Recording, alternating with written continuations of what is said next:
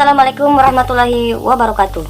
Perkenalkan, nama saya Abdi Setiawan, mahasiswa Arsitektur S1 Arsitektur Universitas Tadulako, Palu, Sulawesi Tengah.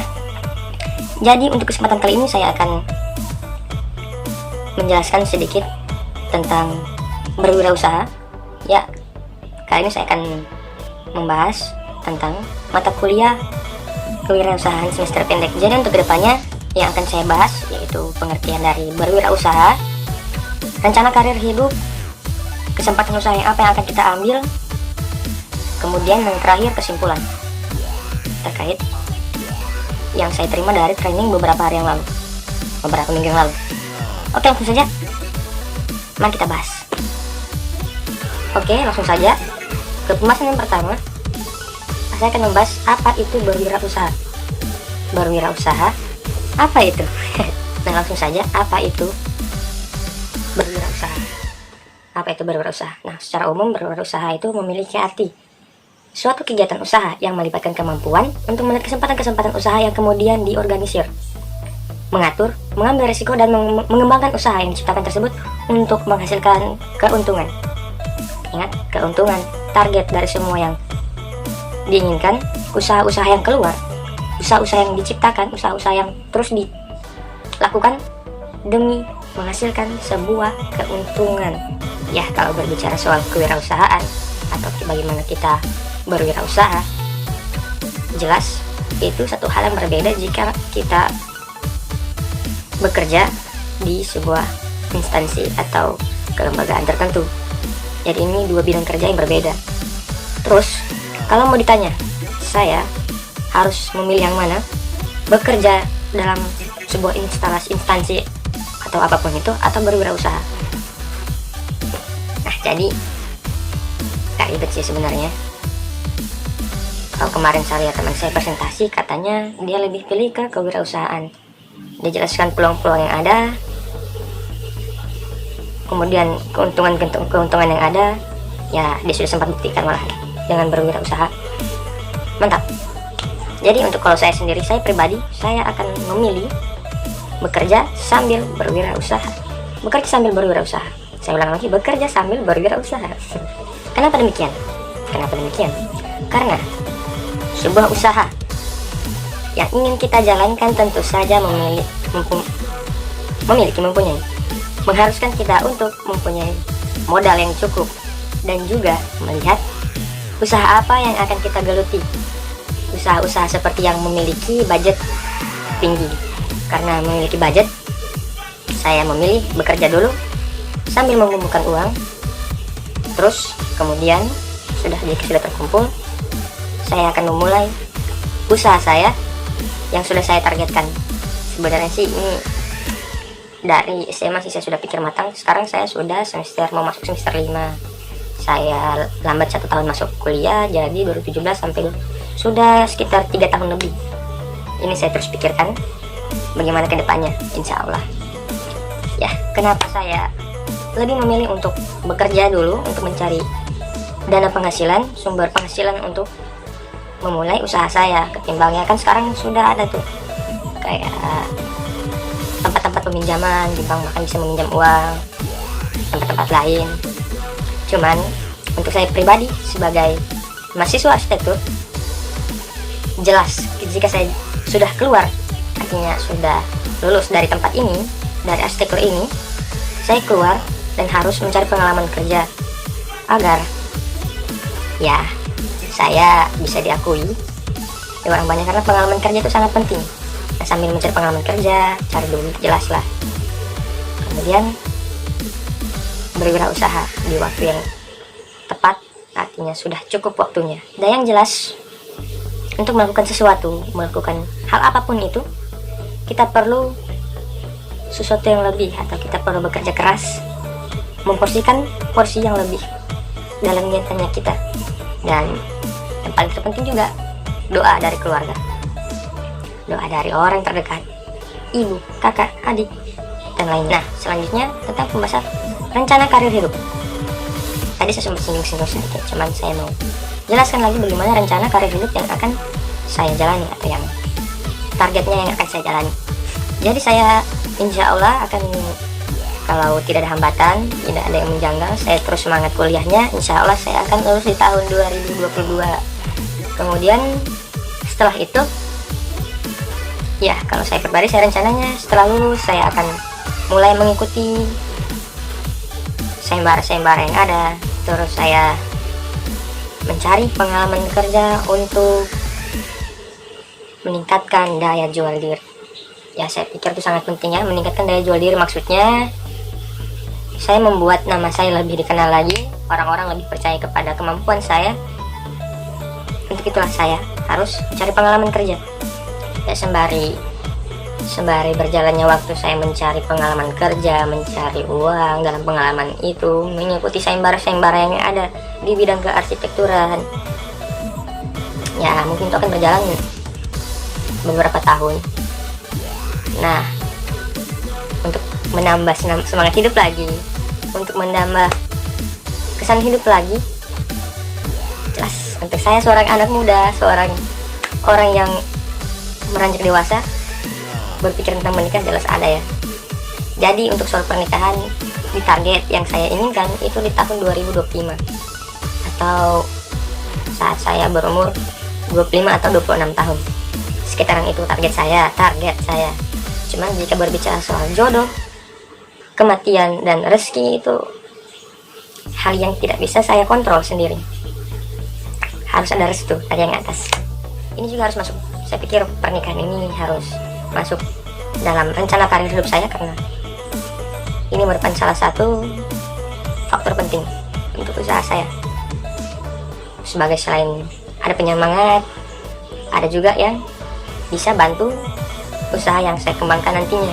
Nah, untuk masalah, oh ya, saya lupa. Saya kelahiran tahun 1999. Sekarang tahun 2020, umur saya 21 tahun. Juni kemarin saya kurang tahun. Terus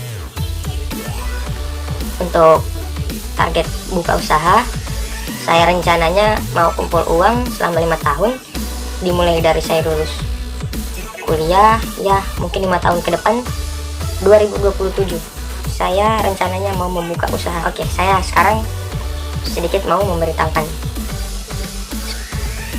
kalau kita melakukan sesuatu itu karena hobi, karena senang, karena suka, karena itu merupakan passion kita, maka saya yakin dengan persentase yang tinggi kalian akan sukses melakukannya. Oke, sekarang saya baca lagi di slide kesempatan usaha untuk usaha di bidang kerajinan tangan. Nah, jadi saya ingin membuka sebuah usaha di bidang kerajinan tangan, atau bahasa seninya itu seni kriya. Seni kriya itu kita menciptakan sebuah seni yang dapat digunakan, difungsikan. Nah, melakukan sesuatu yang digemari jelas terdengar menyenangkan, bukan? Saya sangat setuju dengan bahasa itu. Jika kalian melakukan sesuatu yang kalian gemari, kalian akan menikmati semua prosesnya tanpa mengeluh. Berbeda dengan saat saya harus mengerjakan soal matematika, pusing. Jadi, nah, apalagi hal yang kalian gemari ini, hal yang kalian lakukan dengan senang hati ini, menghasilkan sebuah uang, money. Jelas lebih menyenangkan lagi, kan? Terlebih lagi dalam hal ini, dalam bidang ini, dalam pekerjaan ini, dalam bidang kerajinan tangan ini, tidak semua orang bisa melakukannya, butuh kemampuan khusus. Alhamdulillah, Allah Subhanahu wa Ta'ala memberikan tangan saya sedikit lebih unggul dibandingkan teman-teman saya, orang-orang lainnya. Ini salah satu dari mereka yang memiliki kemampuan dalam basic ini. Oh ya, saya lalu dalam bidang ini saya pernah coba-coba ikut lomba kerajinan kriya dan lain sebagainya waktu SMA. Alhamdulillah sering dapat juara, tapi juara lagi tinggi sih ya. Pernah kayak Dinas Pariwisata membuat sebuah perlombaan dalam lingkup Kabupaten Banggai. Alhamdulillah saya dapat juara 3. Nah, dari situ saya berpikir kemampuan saya ini ada nyata, saya harus manfaatkan. Nah, terlebih lagi niat saya begitu tinggi dalam hal ini karena di daerah saya sendiri itu belum ada tempat menjual atau usaha-usaha dari masyarakat setempat daerah-daerah saya, Kabupaten Lubuk Banggai. Belum ada hal yang bergerak untuk membuat kerajinan khas dari daerah ini, seperti bahan-bahan yang hanya ada di daerah Kabupaten Banggai, satwa-satwa atau dan sebagainya, yang menjadi ciri khas umum dari Kabupaten Banggai sendiri untuk dibuatkan kerajinan tangannya. Untuk sekarang, selama saya pantau ini belum ada, dan salah satu faktor ini menjadi peluang. Nah, kemarin saya sempat dapat materi dari lupa saya grow apa namanya. Jadi kita diberikan pembelajaran tentang memanfaatkan keadaan sekarang, marketing sekarang yang ada. Nah, kita sekarang ada di zaman dimana smartphone itu menjadi hal wajib yang harus kita gunakan sekarang. Dalam smartphone itu ada aplikasi media-media yang mendukung, mensupport kita untuk saling berinteraksi di dalamnya. Seperti contoh Instagram, Facebook, WA, Messenger, dan YouTube, dan lain-lain lagi, masih banyak. Jadi hal yang menjadi jadi beban pikiran saya saat salah satu menjadi hal yang saya pikirkan dalam usaha yang akan saya kembangkan ini adalah lapak.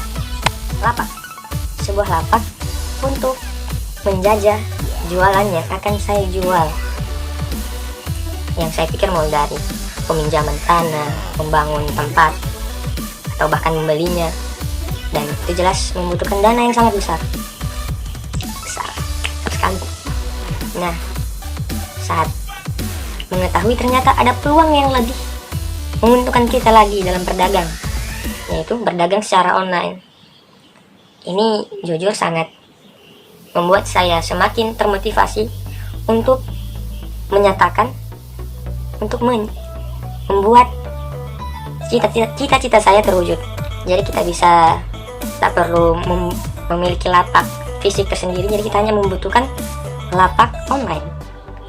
Kayak contoh seperti itu, ada Bukalapak, Tokopedia, dan bahkan Amazon yang skala mendunia. Jadi hal seperti itu saya akan manfaatkan. Saya akan buka lapak saya sendiri untuk menjual, atau mungkin numpang ke lapak-lapak orang.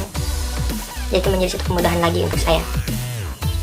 Terima kasih IT dan perkembangan yang ada. Kemudian media sosial juga menawarkan media sosial juga menawarkan jangkauan viewer yang begitu luas untuk promosi dagangan yang akan kita jual. Coba dari pulau seberang sana akan melihat dagangan saya, akan melihat apa yang saya jual. Bahkan yang ada di benua sebelah sana akan melihat apa yang saya jual, ketimbang dengan lapak fisik. Jadi sekali lagi saya tertolong dengan sistem jual yang seperti ini, penjualan online, marketing online. Nah, media apa yang akan saya gunakan untuk berjual nanti sebagai lapak saya? Untuk sekarang saya aktif lebih condong ke media sosial yang bernama Instagram. Itu sekarang itu milik Pak Mark. Dia salah satu orang terkaya di dunia, dan aplikasi yang dia punya itu cukup menarik bagi saya. Jadi dengan pertimbangan aplikasi ini terbilang sebagai salah satu media sosial yang sangat populer. Bahkan menurut Mark, si founder Facebook, dia beli aplikasi ini. Aplikasi ini terbilang mudah dibanding Facebook, dan diprediksi akan melambung popularitas Facebook untuk kedepannya. Jadi Facebook itu lebih duluan dibuat daripada Instagram. Jelas kepopuleran untuk Facebook lebih di atas. Namun untuk sebuah aplikasi baru, popularitas Instagram itu cepat naiknya, dan si Mark ini memiliki feeling Facebook yang dia ciptakan akan dilambung, dan dia sangat takut itu. Jadi intinya Instagram merupakan media yang cocok. Sebenarnya untuk aplikasi yang saya akan gunakan, media apa yang saya akan gunakan, mungkin bisa banyak nanti, cuman saya lebih condong ke Instagram sekarang. Nah, seperti ini. Saya akan juga menggunakan Facebook sebagai media jual dengan pertimbangan target sasaran. Nah, hal yang saya akan jual terkait kerajinan tangan, tas bunga dari bahan alam, dan lainnya, dimana targetnya merupakan para ibu-ibu rumah tangga. Saya masuk ke bagian terakhir, kesimpulan apa yang saya ambil, yang saya terima dari tadi saya sempat mengikuti training dari sebuah perkumpulan grow apa. Jadi kesimpulan yang saya ambil dari training itu, media sosial sangat membantu kita dalam memulai dan menjalani sebuah bisnis online. Lapak online yang kayak saya jelaskan tadi. Beberapa hal seperti tidak memerlukan lapak fisik yang perlu biaya serta harus menentukan tempat yang strategis. Efisien dalam waktu dapat diakses oleh banyak orang. Dan keuntungan lainnya tentu saja bekerja keras dan ya, yang terakhir ini saya pikir salah satu kunci penting kesuksesan, berusaha dan berdoa. Kalau kita hanya melakukan salah satu dari dua ini, mungkin kurang. Jadi itu saja yang dapat saya paparkan dalam kesempatan kali ini. Saya Abdi Setiawan, pamit undur diri. Assalamualaikum warahmatullahi wabarakatuh.